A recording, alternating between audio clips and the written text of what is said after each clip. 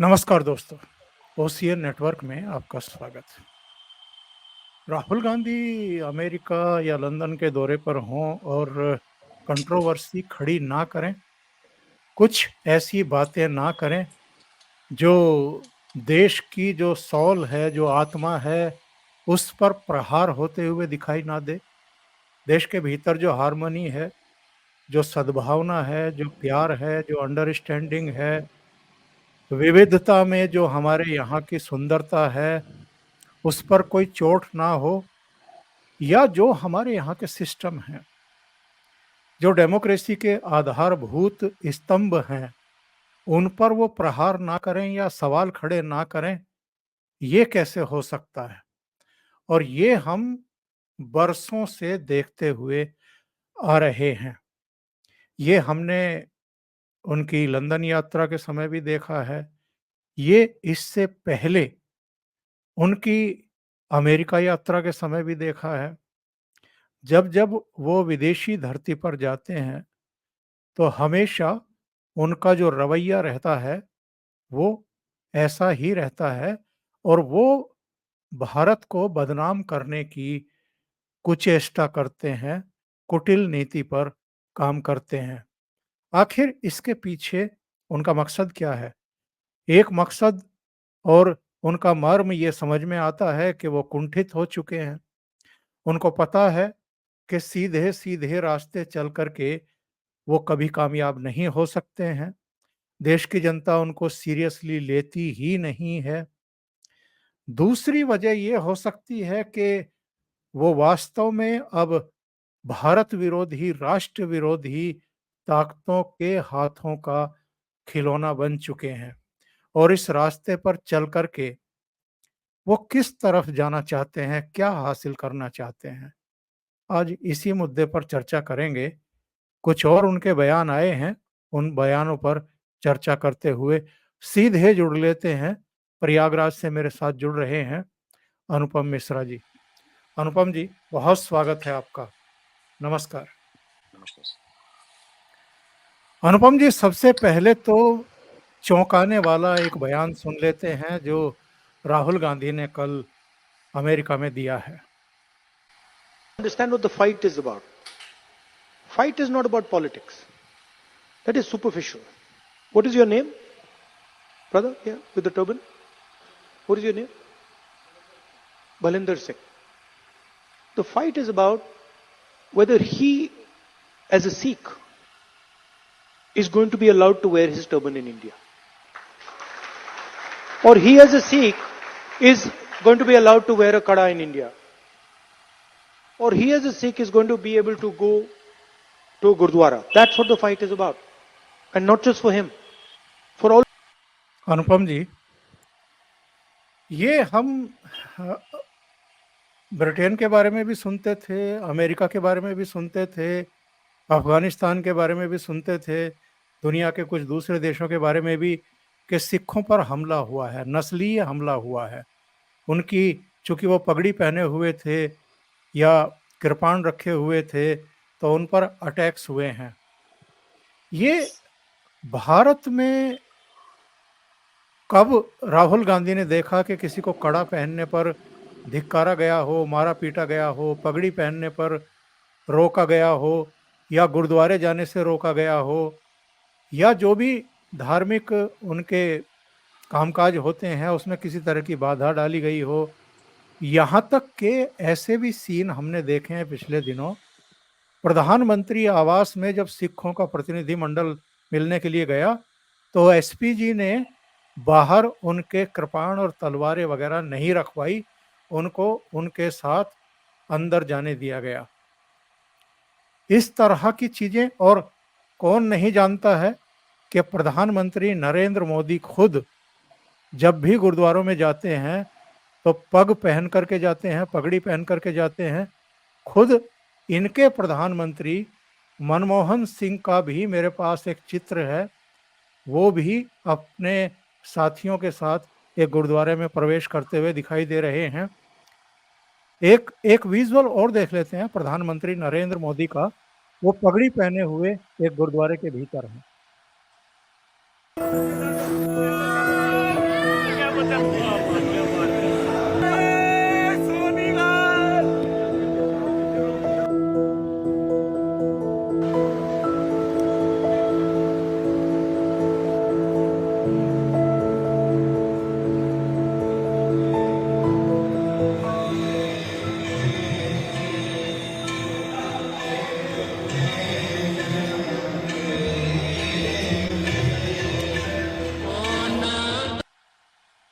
लंबा वीडियो मैं पूरा नहीं दिखाऊंगा, मैं केवल चर्चा पर आगे बढ़ूंगा। मेरा दिखाने का मकसद सिर्फ ये था कि जो प्रधानमंत्री सिख गुरुओं और उनके साहबजादों के लिए भी समय समय पर इतना अधिक श्रद्धा का, आस्था का भाव रखते रहे हों, और जब इमरजेंसी के समय वो भूमिगत रहे थे तो सिख वेश ही उन्होंने धारण किया था, ऐसे प्रधानमंत्री पर, ऐसी सरकार पर और उनके समय के भारत पर राहुल गांधी के ये झूठे नैरेटिव, झूठ अमेरिका की धरती पर आखिर क्यों?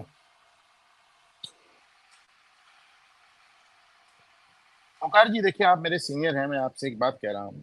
मुझे इस बात का थोड़ा सा एहसास रहा है कि मैं सोशल मीडिया पे कभी भी कोई अपशब्द प्रयोग मैंने आज तक जीवन में नहीं किया, किसी को मूर्ख बेवकूफ तक नहीं किया। लेकिन अब ये बात इतनी ज्यादा घटिया है कि मेरे को इसको बकवास कहने के अलावा और कोई चारा बचता नहीं है। आप मनमोहन सिंह और मोदी को तो जाने ही दें, तो मोदी खुद ही पगड़ पगड़ पहन के जाते हैं। बीच में एक ट्वीट बड़ा वायरल हुआ था, किसी ने किया था, मुझे याद नहीं है उनका। उन्होंने कहा था कि श्रद्धा है इसलिए पगड़ी पहन के आया है गुरुद्वारे, वरना तुम्हारे 2% वोट के लिए नहीं आया है। वो तो टोपी ना पहन के 20% वोट पहले ही इंकार कर चुका है। जो आदमी टोपी ना पहन के 20% वोटों को ठुकरा चुका है, वो 2% वोट के लिए नहीं आया, वो पगड़ी पहन शायद के रम इसलिए आया है। शायद रमनीक सिंह मान ने ये लिखा था। किसी ने जी। लिखा था, बड़ा वायरल हुआ था। एक किसी सिख ने ही लिखा था कि साहब श्रद्धा है इसलिए आए हैं, वरना 2% वोट के लिए नहीं आए, वरना वो तो टोपी इंकार करके 20% वोट ठुकरा चुके हैं, तो 2% वोट के लिए नहीं आए। वो भी आज आप इस समय ऐसे समय कह रहे हैं जब आपके दो दो सिख मिनिस्टर्स आपको नजर आ रहे हैं। तो हारे हुए हैं रवनीत सिंह बिट्टू, और दूसरी हरदीप पुरी लगातार मंत्री बने हुए हैं मोदी सरकार में। तीसरे, हमारे यहाँ जो माइनॉरिटी कमीशन, उसका चेयरमैन हमेशा मुस्लिम होता है। ये पहली बार लालपुरा है, पहली बार लालपुरा एक फॉर्मर आईपीएस अधिकारी हैं, ये इसलिए फेमस हुए थे क्योंकि उन्होंने भिंडरावाले को गिरफ्तार किया था। तो पहली बार आप एक सिख चेयरमैन देख रहे हैं साहब, पहली बार एक आप सरदार चेयरमैन देख रहे हैं माइनॉरिटी कमीशन में। उत्तर प्रदेश में भी सरदार आपको नजर आए थे। तो फर्स्ट टाइम सिखों को माइनॉरिटी माना जा रहा है, फर्स्ट टाइम उनको वो इज्जत दी जा रही है। और आप क्या बोल रहे हैं, मैं ये भी नहीं, हिंदू समाज में तो वैसे भी सिखों को अलग समझने की परंपरा ही नहीं है। वो दो चार खालिस्तानी टाइप के लोग हैं जो इस तरह का नैरेटिव चलाते रहते हैं। वरना तो आप वो गुरबानी सुनने, और गुरु गोविंद सिंह ने जो कहा है वो सुनने, और गुरु नानक ने जो कहा है वो सुनने। भगवान राम के बारे में उन्होंने क्या क्या लिखा है गुरु गोविंद सिंह ने, और कैसा कैसा लिखा, मतलब, और भगवती के बारे में कैसा कैसा लिखा है। कोई वैसा दुराव बिखराव है नहीं। अब ये ऐसा है कि एक मोटी सी बात समझें, जो 10 गुरु हुए हैं उनमें एक भी गुरु जाट सिख नहीं था, एक भी। जो पंच प्यारे हुए हैं, 5 में से एक को पंजाबी नहीं था। वो जो पंच प्यारों को लेकर सिख धर्म का शुरुआत की थी गुरु गोविंद सिंह ने, तो कोई बिहार से था, कोई यूपी से था, कोई कर्नाटक से था, एक भी पंजाबी नहीं था। लेकिन आज कुछ लोगों ने शिरोमणि गुरुद्वारा प्रबंधक कमेटी और स्वर्ण मंदिर पर कब्जा करके भिंडरावाले जैसे लोगों को शहीद, और सिख सिख पंथ को एकदम अलग, और उसको क्या क्या उन्होंने इस्लाम के करीब ले जाने की कोशिश शुरू कर दी। अब इसका क्या करें, चले, उन लोग का अपना वो उनकी सनक है, उसके पीछे जो भी कारण है, आईएसआई है और तमाम चीज छोड़े। शुरुआत भी हुई इंदिरा गांधी के जमाने में, आपने खालिस्तान आंदोलन, आपने भिंडरा वाले बनाया, भिंडरा वाले भस्मासुर हो गया। फिर ऑपरेशन ब्लू स्टार हुआ, कम से कम 15 साल तक पंजाब में, 10 साल तक तो राष्ट्रपति शासन ही लगा रहा। वो एक जट सिख था, मर्द आदमी, केपीएस गिल, जिसने इन मामलों को ठीक किया। तो वो जिन्होंने सब देखा, हम तो स्कूल में थे उस दौरान, उसके बाद भी सब पता चलता था। तो आप नेशनल कमीशन ऑफ माइनॉरिटीज का चेयरमैन भी सिख है, दो दो सिक्स उसमें मिनिस्ट्री में है। इसका कोई सेंस ही नहीं है, कोई सेंस ही नहीं। इसका सिर्फ एक आदमी समर्थन कर सकता है, उसने कर दिया, पन्नू। पूरी दुनिया में राहुल गांधी के बयान का समर्थन सिर्फ एक आदमी कर सकता था, और पन्नू ने कर दिया, क्योंकि भिंडरा वाले तो है नहीं। तो कुल मिलाकर इतनी बकवास, वाहियात, एक आदमी को पब्लिक से चुनना, कहना वो पगड़ी वाला जो आदमी है वो खड़ा हो, उसका नाम पूछना, और उसके नाम के बहाने सिखों के ऊपर क्या हो रहा है।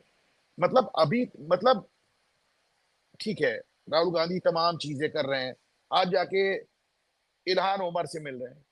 इल्हान उमर कौन है? इल्हान उमर वो है जिसको अमेरिका ने अपनी विदेश फॉरेन कमेटी से निकाल दिया। क्यों निकाल दिया? देखिए, इल्हान उमर दाहिने से दूसरी है, वो जो हिजाब पहने हुए हैं। तो इनको फॉरेन अफेयर्स कमेटी से क्यों निकाल दिया?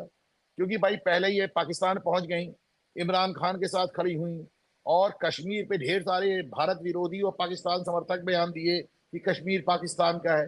वो सब के लिए अमेरिका को बहुत ठीक है, फर्क नहीं पड़ा। फिर ये लौट के गई इसराइल के खिलाफ आए ना बोलने लगी।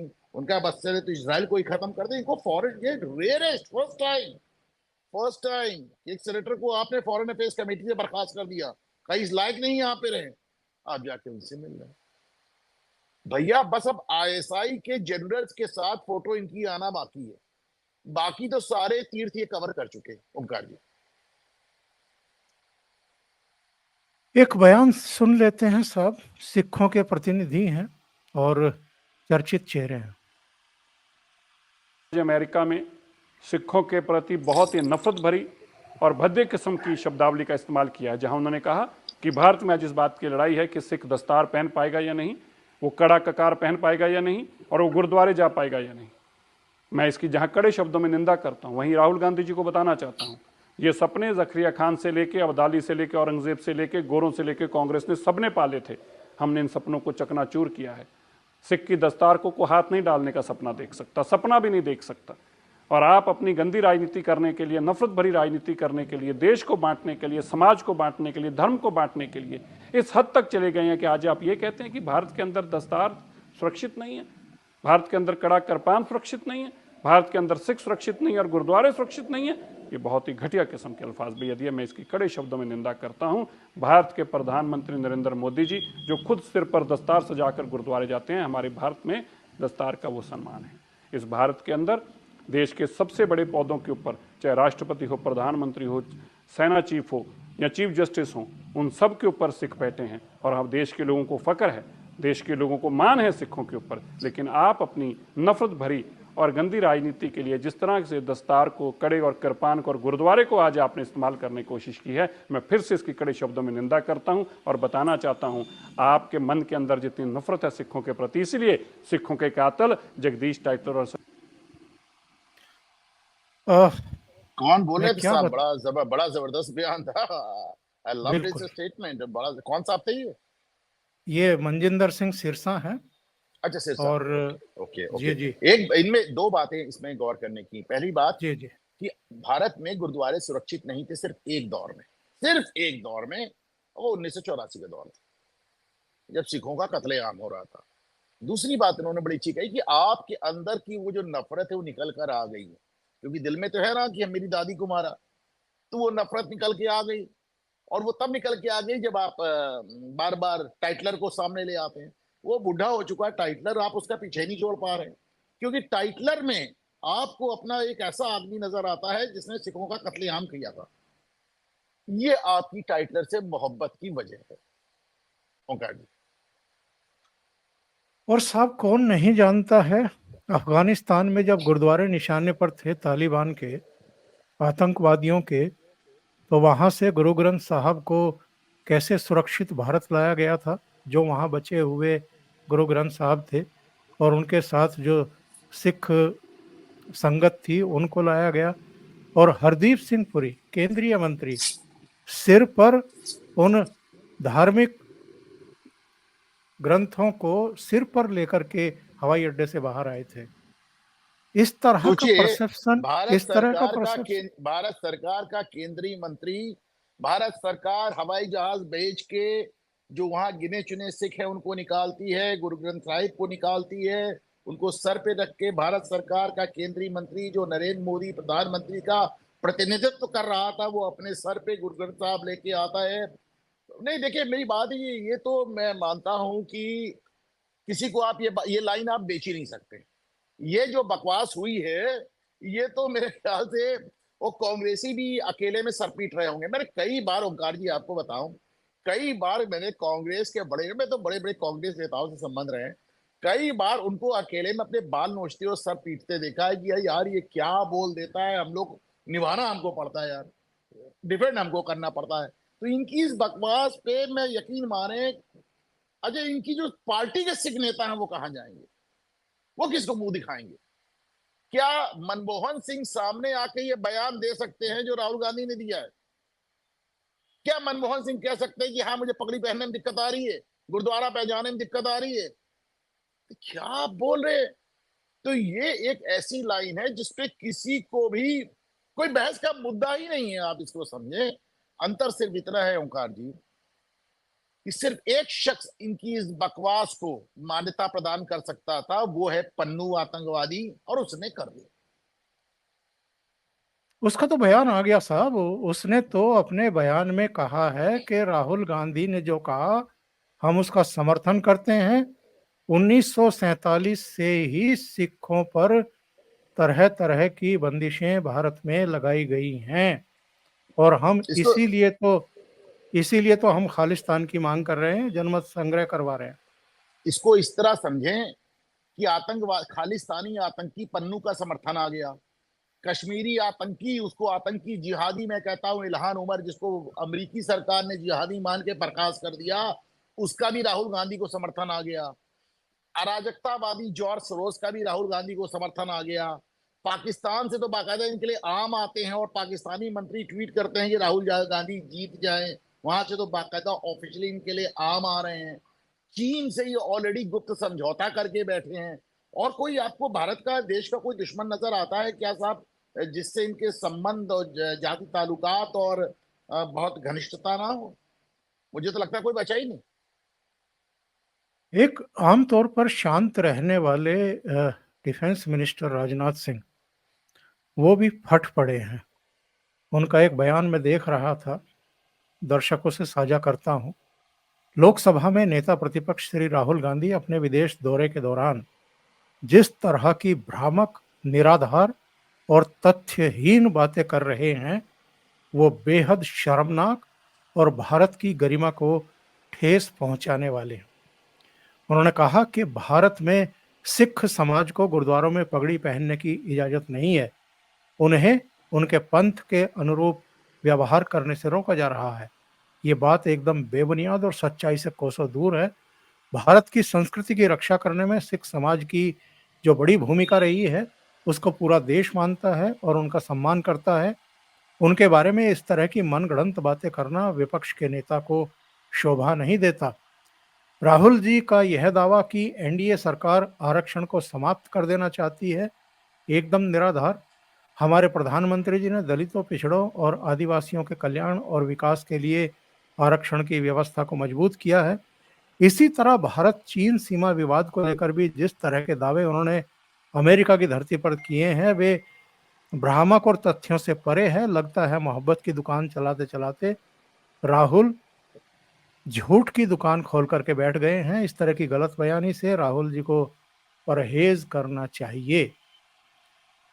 वैसे तो ये सामान्य बयान दिखता है, लेकिन असामान्य मैंने इसलिए कहा है कि राजनाथ सिंह आमतौर पर शांत प्रवृत्ति के हैं, लेकिन जिस तरह की बकवासबाजी राहुल गांधी ने अमेरिका की धरती पर जाकर के की है, उससे वो विचलित दिखाई दे रहे हैं। मैं ये जानना चाहता हूं अनुपम जी, प्रधानमंत्री की अमेरिका यात्रा से ठीक पहले इनके वहां जाने का और ये भारत विरोधी, हमारे समाज विरोधी, हमारे अलग अलग जो संप्रदाय हैं, जो समुदाय हैं, उनके खिलाफ विश्वमन असत्य वक्तव्य देना, इसका मकसद एक्चुअल में क्या है? मकसद तो वो अपने पहले दौरे पे बता चुके थे ना, जब उन्होंने कहा था कि आप समझे कि भारत बहुत बुरे हाल में, और यूरोप और अमेरिका को भारत में दखल देके वहां की सरकार को बदलना चाहिए। तो कैसे बदलेंगे आप सरकार, सिवाय हमला करने की? और अब मतलब यूक्रेन समझ लिया है, अफगानिस्तान समझ लिया है, पाकिस्तान समझ लिया है, क्या समझ लिया है, लीबिया, इराक, क्या समझ लिया है भाई? या क्या समझ बांग्लादेश लिया आपने? समझ लिया है? बांग्लादेश समझ लिया है, क्या समझ लिया है कि तुम जाके उनसे मदद मांग रहे हो? और इतनी बेशर्मी की लिमिट। देखिए, पहली बात सुने, जब कोई भारतीय शख्स विदेश की धरती पे जाकर ये कह रहा है कि विदेशी ताकतों को हमारे देश में आकर सरकार बदलनी चाहिए, ये खुला देशद्रोह है। जवाब इस पे राहुल गांधी से नहीं बनता है, जवाब बनता है सरकार से इनके खिलाफ देशद्रोह का मुकदमा क्यों नहीं हुआ। जब मणिशंकर अय्यर लाहौर जाके ये कहते हैं कि पाकिस्तानियों तुम हमारा साथ दो तो हम मोदी को हटा दें। सर ये क्या साथ देंगे, क्या साथ देंगे ये आपका, और कैसे हटा देंगे? मतलब कभी कभी इरिटेशन होता है, हंसी भी आती है। क्या कर भाई, फिर कह रहा हूं क्या समझ लिया है, बांग्लादेश समझ लिया, पाकिस्तान समझ लिया, अफगानिस्तान समझ लिया, इराक समझ लिया, लीबिया समझ लिया, क्या समझ लिया है? अरे क्यूबा का आप कुछ नहीं कर पाए। आपकी आपके इतने बड़े कॉन्टिनेंट के नीचे एक पिद्दी बराबर आइलैंड 100 साल से आपकी नाक में ढकेल डाले हुए, क्यूबा का आप कुछ नहीं कर पाए, और आप कह रहे हैं कि अमेरिका आके यहाँ पे सरकारें बदल देगा। फिदल कास्त्रो का आप कुछ नहीं कर पाए, नॉर्थ कोरिया का आप कुछ नहीं कर पाए, और आप भारत में सरकार बदल देंगे, तमाशा है मतलब। और इस तरह की उम्मीद रखना भी पागलपन है, इस तरह की उम्मीद रखना भी पागलपन है। और ये डोनाल्ड लू क्यों आ रहा है? ये भारत की यात्रा पर भी आ रहा है और बांग्लादेश की यात्रा पर भी आ रहा है, ठीक ऐसे समय जबकि बांग्लादेश में अभी तख्ता पलट हुआ है 5 अगस्त को, और राहुल गांधी जो है वो अमेरिका की यात्रा पर हैं। ठीक ऐसे समय इनके बारे में खबर आ रही है कि ये भारत में भी 2 दिन रहेंगे और बांग्लादेश भी जाएंगे। डोनाल्ड लू कौन है पहले समझ लें। डोनाल्ड लू वैसे तो अमरीकी है, अमरीकी में असिस्टेंट मिनिस्टर यानी आप डिप्टी मिनिस्टर आप समझ लें वहां पे विदेश मंत्रालय का। लेकिन उससे खतरनाक बात क्या है कि डोनाल्ड लू वो एक चीन से आए हुए परिवार का बच्चा है, मतलब उसके बाबा और उसके दादी दादा सब चीनी थे, तो वो आके यहाँ पे चीन में बस गए। और साहब पहले भी अमेरिका में इस तरह की बात हो चुकी है, अमेरिकी सरकार इस पे रिपोर्ट दाखिल कर चुकी है कि चीनियों ने बड़ी मात्रा में हमारे अमेरिकी स्टैब्लिशमेंट को पूरे स्टैब्लिशमेंट को इन्फिल्ट्रेट कर लिया है, हमारी व्यवस्था के हिस्सा बन गए। ये डोनाल्ड लू वही है, उसको खास नफरत है भारत से। वो हमारे 2024 के चुनाव में भी चला आए थे, उन्होंने ही बांग्लादेश में अच्छा वो बांग्लादेश जाता है तो वो जाके जमाते इस्लामी से मुलाकात करता है, जबकि जमाते इस्लामी में बैन रहता है। एक चीज आप सोचे, जो संस्था बैन है उसके लिए अमेरिकी विदेश मंत्री आपके देश में आके कैसे मुलाकात करता है, पर वो करता है। और जब से कश्मीर में चुनाव की बात हुई है, आप देख लें जितने अमेरिकी डिप्लोमेट हैं वो घर घर जा रहे हैं, वो आपको उमर फारूक के साथ उमर अब्दुल्ला के साथ नजर आते हैं, वो आपको मुफ्ती सईद के साथ नजर आते हैं, वो आपको ओवैसी के साथ नजर आते हैं, वो आपको मल्लिकार्जुन खड़गे के साथ नजर आते हैं। बस राहुल गांधी के साथ नजर नहीं आते क्योंकि राहुल गांधी खुद ही अमेरिका पहुंच जाते हैं, तो मल्लिकार्जुन खड़गे के साथ नजर आते हैं। परेशान है कि साहब किसी तरह पूरे विपक्ष को एक प्लेटफॉर्म पे ले आया जाए, परेशान है कि किसी तरह कश्मीर में हालात फिर वही हो जाए। बात को समझे, जो अमेरिकी गवर्नमेंट है वो इस समय लिबरल गवर्नमेंट है, ये वही गवर्नमेंट है जो देश में और दुनिया में अराजकता चाहती है, ये वही गवर्नमेंट है। आप समझे, जो बाइडेन की जो सरकार है वो लिबरल गवर्नमेंट है, कमला हैरिस की जो सरकार है वो लिबरल गवर्नमेंट है, ये वही गवर्नमेंट है जो जो इसराइल को भी जिससे प्रॉब्लम, तो कुल मिलाकर इनको भारत पहले दिन से नहीं पच रहा है और फिर पचना भी नहीं चाहिए। भाई नरेंद्र मोदी गए थे डोनाल्ड ट्रंप की चुनाव प्रचार करने के लिए, अब की बार ट्रंप सरकार कर रहे थे, अब जाहिर सी बात है बाइडेन आए हैं तो उन्हें बहुत पसंद तो नहीं आएगा। तो पहले दिन से जब से बाइडेन सरकार, डेमोक्रेट्स की सरकार जब से बनी है, तब से वो भारत विरोधी उनका अपना एक नजरिया रहा है और भारत विरोधी उनके बयान और तरीके रहे हैं, ये उसी का कंटिन्यूएशन है, इसमें नया कुछ नहीं है सर। अनुपम जी एक बयान और सुन लेते हैं इनका, और एक ट्वीट भी सुन लेते हैं, फिर उस विषय पर आते हैं। यहाँ पे आपको 3 कोर्स 4 कोर्स मील मिलता है ना, पहले शुरू मतलब फर्स्ट कोर्स होता है, फिर मेन कोर्स आता है, फिर डिजर्ट आती है, होता है ना। इंडिया में कोई first course, second course, third course होता है? एक थाली मिलती है, सब कुछ उसके अंदर होता है, सही बात है ना। अब थाली में सब कुछ मिल जाता है, सब्जी दाल चावल सब मिल जाता है, मिलता नहीं मिलता है? वो स्वीट डिश भी उसी थाली में मिलता है, नहीं मिलता ना। तो इंडिया का नेचर ये है, सब कुछ एक साथ चलता है। अब अगर कोई आदमी थाली के सामने बैठ जाए और कहे भैया चावल दाल से ज्यादा जरूरी है और सब्जी की रैंकिंग सबसे नीचे है, तो क्या होगा?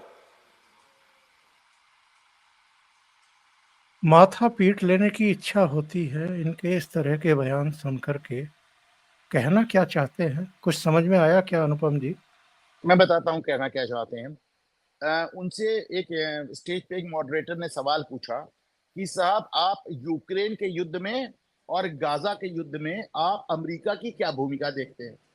अब साहब सवाल तो प्रिपेयर करके गए थे नरेंद्र मोदी पे, तैयारी थी तो नरेंद्र मोदी और चीन पे पूछ लिया अमेरिका के बारे में। अब मैं आपको वर्बाटिम जवाब बता रहा हूं, मैंने इसको ट्वीट किया, मेरे ट्विटर पे जाके देख लें।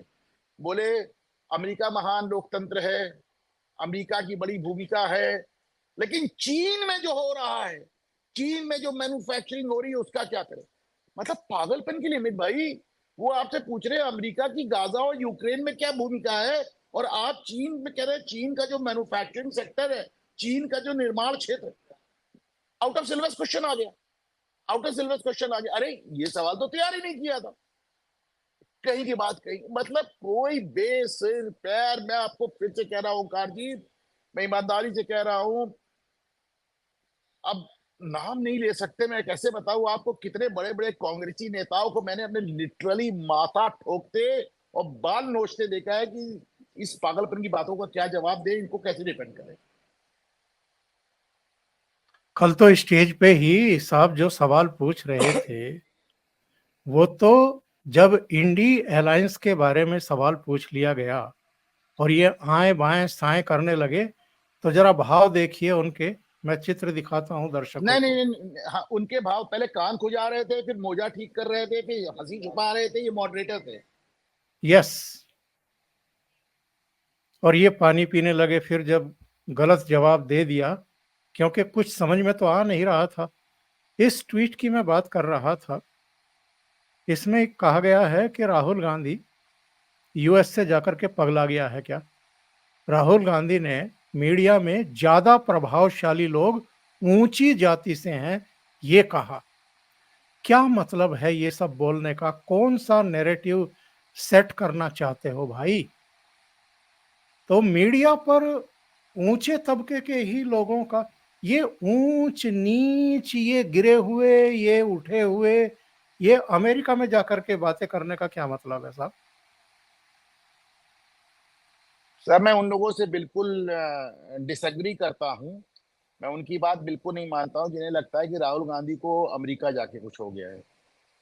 राहुल गांधी इस तरह के बेसिर की बातें इंडिया में भी करते रहे हैं, लगातार करते रहे हैं, जिस दिन से राजनीति में आए हैं उस दिन से करते रहे। और मैं तो सिर्फ एक बात कहता हूं कि बाकी चीजें छोड़ें आप। राहुल गांधी और गांधी परिवार को मैं अपना नेता मान लूंगा अगर वो सिर्फ सुब्रमण्यम स्वामी के सवालों के जवाब दे दे। मतलब इतने खुले आरोप वो आप पे लगा रहे, इतने खुले आरोप लगा रहे। बांग्लादेश का एक पत्रकार कुछ लिखता है, शोएब चौधरी, तो आप कर्नाटक में मुकदमा कर देते हो। सुब्रमण्यम स्वामी तो वही दिल्ली में बैठ के बोल रहे हैं भाई, उनको बोलो ना। वो तो कहते हैं कि मैं चाहता हूं मुझे मुकदमा हो, मुकदमा हो तो मैं जो बातें अभी मीडिया में कह रहा हूं मैं कोर्ट में साबित कर पाऊंगा। वो तो कहते हैं कि गांधी परिवार में नेहरू से लेकर राहुल तक आज तक कोई कॉलेज पास ही नहीं किया, सबके सब फेल करके सब छुपाया जाता है। वो तो कहते हैं कि सबके सब ड्रॉप आउट है। राहुल, राजीव गांधी, संजय गांधी, इंदिरा गांधी, इन लोग के बारे में तो हम जानते हैं ड्रॉप आउट हो सकते हैं। नेहरू, सोनिया गांधी को तो उन्होंने साबित कर दिया कि उन्होंने झूठा बताया। राहुल गांधी को बता रहे हैं कि देखिए साहब ये प्रियंका गांधी का बता रहे हैं वो, उनका आप मतलब आप नरेंद्र मोदी की डिग्री मांगते हो, वो तो आपके पूरे खानदान 6 पुश्तों की डिग्री मांग रहा है। और मांग नहीं रहे, दे रहा है, आप उसे सिर्फ झूठा साबित कर लें। ये बताइए, ये जो एक चर्चा चल रही है कि ये 2029 का इंतजार नहीं करना चाहते हैं, उससे पहले ही मोदी सरकार की विश्वसनीयता को लेकर के, लेजिटिमेसी को लेकर के सवाल खड़ा करना चाहते हैं, माहौल बनाना चाहते हैं। अमेरिका के प्रवास के दौरान उन्होंने ये बयान भी दिया है कि साहब भारत में चुनाव निष्पक्ष नहीं हुए हैं और चुनाव आयोग तो वैसे ही कर रहा था जैसे मोदी सरकार चाह रही थी। ये जो प्ली है, ये ठीक वैसी ही नहीं लगती क्या आपको? जैसी बांग्लादेश के बारे में शुरू की गई थी, क्योंकि बीएनपी ने बहिष्कार किया था चुनाव का। जी तो बिल्कुल वही अमेरिका है, की तरफ बिल्कुल वही है। अमेरिका ने भी कहा था कि बांग्लादेश में चुनाव ठीक नहीं हो रहे हैं, हम नजर रखे हैं, जरूरत पड़ेगी तो हम सैंक्शंस लगाएंगे। वो एकदम उसी तरह एक माहौल बनाया जा रहा है जैसे पुतिन के खिलाफ बनाया जाता है, नॉर्थ कोरिया में बनाया जाता है, अफगानिस्तान में बनाया गया, इराक। देखिए माहौल कैसे बनता है, माहौल ऐसा बनता है कि जॉर्ज बुश ने कहा कि इराक पे हमला जरूरी है, क्योंकि सद्दाम हुसैन के खिलाफ, सद्दाम हुसैन के पास वेपन्स ऑफ मास डिस्ट्रक्शन है, उसके पास खतरनाक हथियार हैं बड़ी मात्रा में हत्या करने के लिए। और उसके बाद जब रासायनिक आपने रासायनिक, और जब आपने पूरा इराक रौंद दिया तो कहा साहब वो तो मिले नहीं, वो तो मिले नहीं। बस अंतर सिर्फ एक है साहब, जो मैंने आपसे पहले भी कहा, नाम इराक है, ना अफगानिस्तान है, ना बांग्लादेश है, ना नॉर्थ कोरिया है, ना अफगानिस्तान है, ना लीबिया है। जो ऐसा सोच रहे हैं और जो इनकी मदद मांग रहे हैं, दोनों ही they are out of the minds. चलते चलते एक और विषय पर बात कर लें। इनका एक और बयान आरक्षण के बारे में आया है। साहब, इनकी पार्टी की नीति कभी नहीं रही कि ये आरक्षण दें दलितों को, आदिवासियों को, पिछड़ों को। कई ऐसी रिपोर्ट थी, काका कालेलकर कमीशन की रिपोर्ट इन्होंने दबा दी, मंडल कमीशन की रिपोर्ट दबा दी, एनसीबीसी को इन्होंने कभी अधिकार नहीं दिए। और इससे पहले के चाहे जवाहरलाल नेहरू के पत्र हों सीएम को, जिसमें कहा था कि दलितों को आरक्षण बिल्कुल ना दिया जाए। इनकी दादी इंदिरा गांधी ने जो कुछ किया, वो कहती थी कि जात पे ना पात पे मोहर लगेगी हाथ पे। पिताजी कहते थे कि पिछड़े वर्ग वाले तो बुद्धू हैं। 2023 से पहले जितने चुनाव हुए हैं, 50 चुनाव तो हुए होंगे राहुल गांधी के नेतृत्व में जो कांग्रेस पार्टी हारी है, लोकसभा भी और विधान सभाओं के भी। कभी इन्होंने जात पात की बात नहीं की, कभी 50% से ज़्यादा आरक्षण की बात नहीं की, कभी कानून में संशोधन की बात नहीं की। अचानक ये एससी एसटी और ओबीसी का भजन गा रहे हैं, और अचानक फिर इनके मुंह से वही निकला अमेरिका में जो इनके परनाना, इनकी दादी और इनके पिताजी और जो पार्टी इनकी नीति पर चलती रही कि हम आरक्षण खत्म कर देंगे। और कब कर देंगे? जब भारत निष्पक्ष हो जाएगा। निष्पक्षता से क्या मतलब है इनका? और ये फंस गए क्या आरक्षण खत्म करने की बात कह के? दिल की बात जुबान देखिए पर आ गई। ये 1984 में ये कांग्रेस का घोषणा पत्र मान लें, प्रचार मान लें, पोस्टर मान लें, कैसे दिखाऊं, जी जी। ये 1984 का है। मैं इसको पढ़ के सुनाता हूं। आपके भाग्य का फैसला कैसे होगा, जाति के आधार पर होगा या योग्यता के आधार पर? तो ये बात उसकी नहीं। देखिए मेरी बात सुने, ये मैं तो राजनीतिक नहीं हूं ना, मैं तो कह सकता हूं ये बात। मैं तो कह सकता हूं कि जिस दिन समानता आ जाएगी आरक्षण समाप्त कर दो।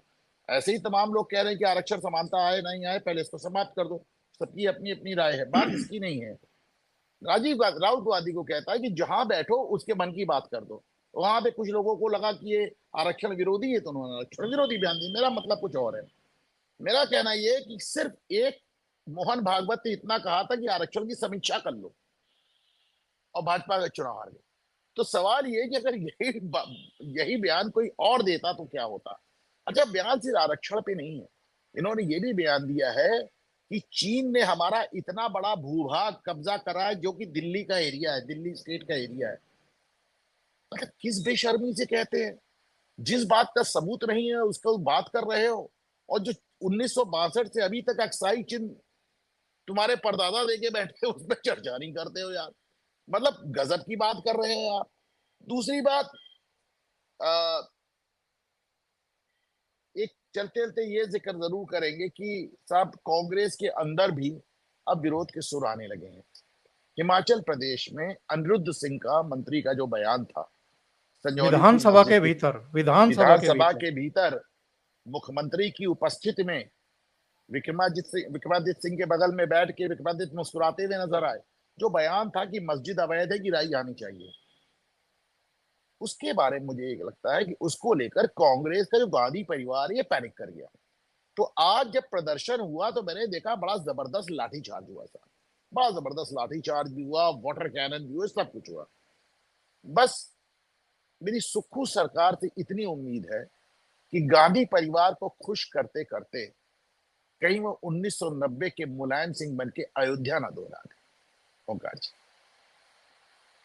बहुत बहुत धन्यवाद अनुपम जी। आज संजौली में शिमला के पास जो कुछ हुआ है वो ये शो करता है कि अब ऊपर से प्रेशर डाला गया है सुक्खू सरकार पर, वरना सदन में उस दिन मुख्यमंत्री ने भी कहा था कि अवैध है तो कार्रवाई होगी।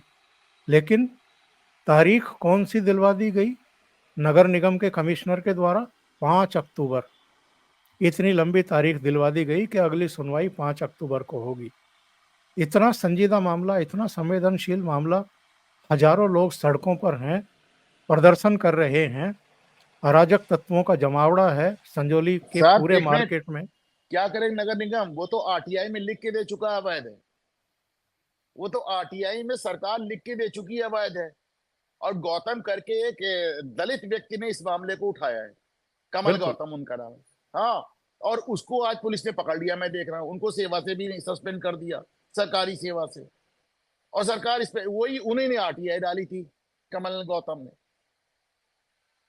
पहाड़ी राज्य जो शांत रहता था वो अब सुलगता हुआ दिखाई दे रहा है। बहुत बहुत धन्यवाद अनुपम जी जुड़ने के लिए, नमस्कार। इतना समय निकालने के लिए और बहुत ही अहम मुद्दों पर चर्चा करने के लिए।